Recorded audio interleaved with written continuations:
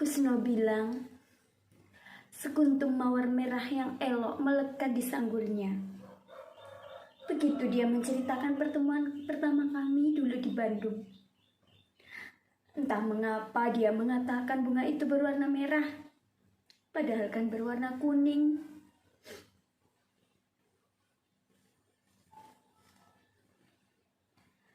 Ada surat dari Surabaya, dari Pak Cokro Aminoto, teman suamiku Kang Uji.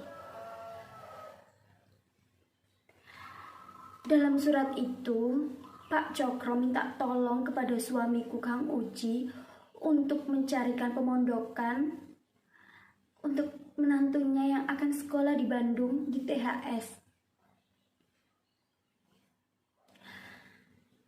Kami lantas berpikir tentang pemondokan itu. Tetapi tetap tidak ada. Semua pemondokan di Bandung sudah penuh. Ada yang masih kosong, tetapi sudah reot. Tidak pantas rasanya ditempati oleh seorang student.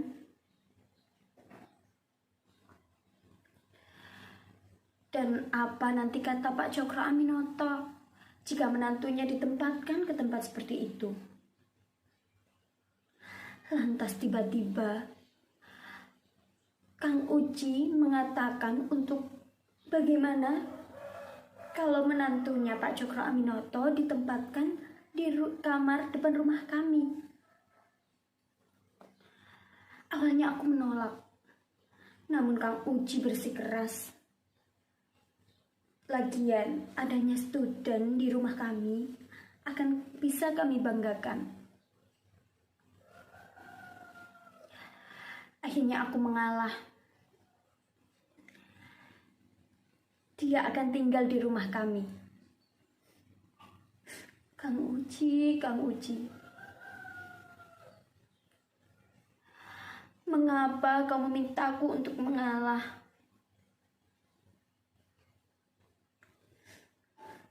Duhai, siapakah yang membawa takdir ke rumah kami?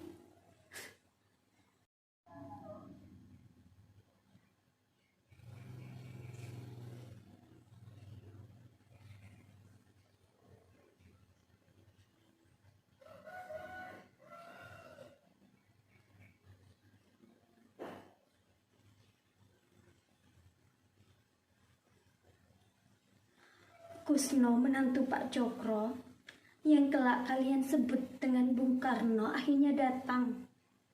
Kang Uji menjemputnya di stasiun Bandung.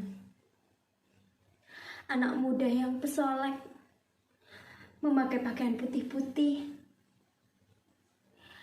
Ia mengenakan peci kebanggaannya. Peci yang disebutnya sebagai lambang semangat kaum pribumi. Sorot matanya yang tajam, penuh semangat yang bergelora, tapi sangat menyejukkan. Aku pernah dulu melihatnya ketika Kang Uji membawa aku ke Surabaya, menghadiri rapat Sarekat Islam. Di situ aku melihat menantu Pak Cokro itu berpidato dengan suasana yang menggeledek. Pandai sekali ia membuat semua orang terpana. Ia menyeru untuk berkata tidak terhadap kolonialisme. Kusno itu anak muda yang sangat menyenangkan. Dengan logat Jawanya, dia pandai benar bergaul dan tidak ingin dilayani berlebihan. Tambah lagi, dia pemuda yang sangat hangat dan periang. Berbeda dengan Kang Uji yang pendiam.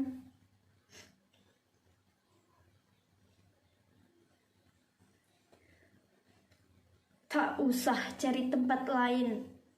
Saya senang tinggal di sini. Saya mau di sini saja. Begitu katanya. Kusno bilang begitu ketika Kang Uji menjelaskan padanya tentang pemondokan yang ada di Bandung.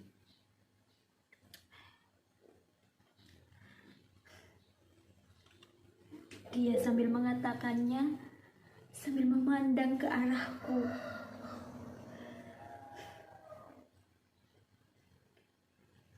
Kedatangan Kusno telah mengubah suasana rumah kami.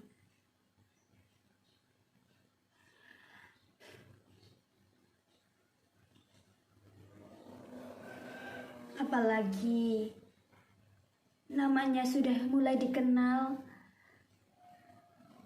di tengah kaum pergerakan. Dan Kusno pandai sekali dia bergaul dengan kaum student yang ada di Bandung. Pernah rumah kami jadi ramai kedatangan teman-temannya. Mereka bercakap-cakap membicarakan banyak hal tentang kaum pergerakan dan politik. Dan di tengah percakapan, kulihat Kusno sangat menonjol dan disegani. Mungkin orang bisa memakluminya, bukan karena Kusno adalah menantu Pak Cokro Aminoto, tetapi juga murid kesayangannya. Aku sering melihat bagaimana teman-temannya memandang ke arah Kusno dengan kagum ketika ia menjelaskan pandangan dan pikirannya.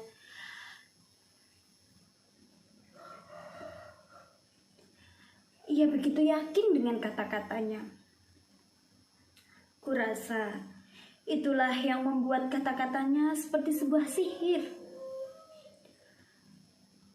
Kedatangan student ke rumah kami tentu saja membuat aku selalu sibuk melayani mereka, menyediakan minuman dan makanan. Tapi aku merasa senang melakukannya. Rumah kami tidak lagi sepi seperti dulu. Kini rumah kami dipenuhi oleh para student yang penuh gairah. Tapi kemanakah suamiku Kang Uci? Suamiku seperti sengaja menjauh dari para student itu. Walaupun Kang Uci adalah seorang pengurus Sarekat Islam. Kulihat Kang Uci tidak begitu bergairah untuk bergabung dengan percakapan mereka. Mungkin karena usianya sudah sepuh, Kang Uci memilih kesibukannya sendiri. Bahkan sejak kedatangan Kusno, Kang Uci hanya sesekali bercakap-cakap dengan pemuda itu. Jarang sekali ia mau berlama-lama berbicara dengan Kusno. Ia lebih suka pergi sampai larut malam ke tempat biliar. Aku pun menjadi jarang bertemu dengan suamiku itu. Lalu tiba-tiba sebuah jurang seperti mulai menganga di antara kami. Berganti hari dan pekan, Kusno semakin menjadi bagian dari rumah kami. Bahkan sudah menjadi bagian dari kesibukanku. Tapi aku senang melakukannya, termasuk membuat kopi tubruk kesukaannya setiap pagi sebelum ia berangkat ke sekolah.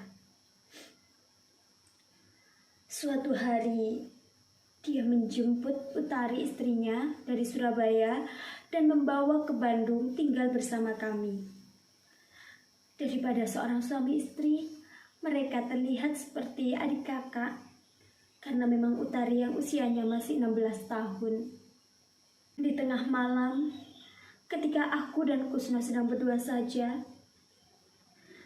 Kusno menceritakan tentang dia dan Utari, tentang pernikahannya yang tidak didasari oleh rasa cinta, melainkan rasa hormatnya kepada Pak Cokro Aminoto sebagai seorang guru dan juga sudah menjadi seperti orang tuanya sendiri. Ya, karena begitulah kasih sayangnya pada Utari hanya sebagai seorang adik kakak dan bukan sebagai suami istri. Kami berdua tidur seranjang dan hanya tidur berdampingan. Meski secara hukum dia istriku, tapi aku merasa bahwa aku sedang tidur berdampingan dengan adikku. Begitu dia bilang, seperti kalian, aku pun saja tak percaya rasanya. Bisakah seorang pemuda 20 tahun tidak muncul birahinya, tidur seranjang saban malam, dan seorang dara 16 tahun, dan itu adalah istrinya? Apakah perasaannya sebagai kakak itu bisa mengalahkan kodrat birahinya sebagai lelaki?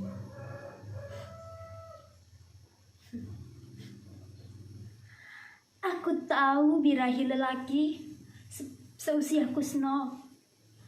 Tapi kau tahu, bukan pertanyaan itu yang kupikirkan. Tapi mengapa ia menceritakan kehidupan pribadinya itu kepadaku? Mengapa pada aku, Kusno bercerita tentang persoalan perkawinannya, seolah-olah ia sudah begitu dekat denganku?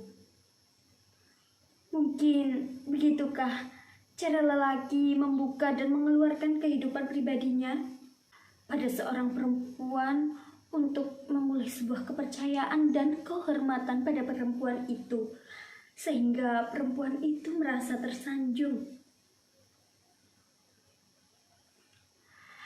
Karena itu, hati-hatilah kalian jika ada lelaki yang tiba-tiba saja bercerita dan mengeluh padamu tentang kehidupan pribadinya, apalagi tentang istri atau kekasihnya. Tidak mungkin aku berlebihan menilai diriku. Siapalah aku? Dan Kusno juga tahu kalau aku adalah istri Kang Uci. Mungkin saja benar, dia hanya butuh seorang yang mau mendengarkan keluhannya. Sebagai student dan seorang pergerakan, Kusno tentu tidak mungkin menceritakan hal itu terhadap sembarang orang. Aku tidak tahu apa yang kukatakan. Aku hanya merasakan bagaimana sebuah perkawinan yang bukan didasari oleh rasa cinta. Tapi kukatakan pada Kusno agar ia memperbaiki hubungannya dengan Utari. Dan seperti kuduga, hal itu tidak mungkin. Sekali lagi, aku mengerti bagaimana sebuah perkawinan tanpa rasa cinta. Dan akhirnya, Kusno memang menceraikan Utari dan mengembalikannya kepada Pak Cokro Aminoto, membawanya kembali ke Surabaya. Aku sangat bersyukur semuanya terjadi dengan baik-baik saja. Sejak saat itu, pelan-pelan, seperti jarak di antara kami mulai terurai. Banyak malam yang kuhabiskan bersama Kusno, bercakap-cakap, berdua di tengah malam. Dan kau tentu tahu, malam adalah ruang di mana suara bisa menggema ke dasar yang tak pernah diduga. Aku pun mulai menyelam ke dalam diri Kusno, mulai menemukan banyak ruang di dalam dirinya yang tak pernah orang lain tahu.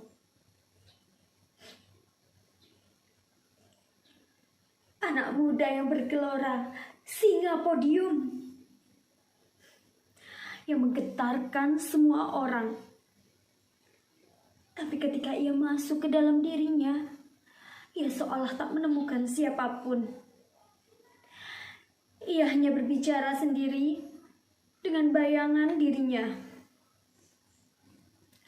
Bayangan yang pelan-pelan mencekik lehernya. Lalu, apakah ia menemukan aku sebagai seorang yang telah melepas cekikan itu? Entahlah. Yang terang, banyak sekali ia bercerita padaku tentang cita-citanya dalam dunia pergerakan, tentang teman-temannya, atau teguran para profesornya agar ia lebih memperhatikan lagi sekolahnya dan berhenti mengurusi politik. Pulang dari manapun atau peristiwa apapun, ia selalu bercerita padaku seperti anak yang bercerita pada ibunya sepulang bermain. Pelan-pelan, aku pun mulai menemukan sesuatu yang genting dalam perasaanku. Sesuatu yang semestinya cepat aku buang, tapi perasaan itu juga. Tapi nyatanya, suatu malam, Kusno mengatakan bahwa ia menyukaiku. Aku tak bisa menyangkal perasaan itu. Juga dalam kegentingan yang lain, ketika di malam yang lain, Kusno memerlukan apa yang lebih dari sekedar kata-kata. Ketika tubuh kami tidak bisa saling menyangkal, aku pasrah. Duhai lelaki penggelisah, masuklah ke dalam tubuhku, biar ku hirup nafaskan tubuhmu. Kita adalah keindahan sekaligus kejahatan. Kang Uci, Akang di mana? Akang dengar nafas kami memburu. Lelaki yang dulu Akang bawa ke dalam rumah kita, kini aku membawa ke dalam tubuhku.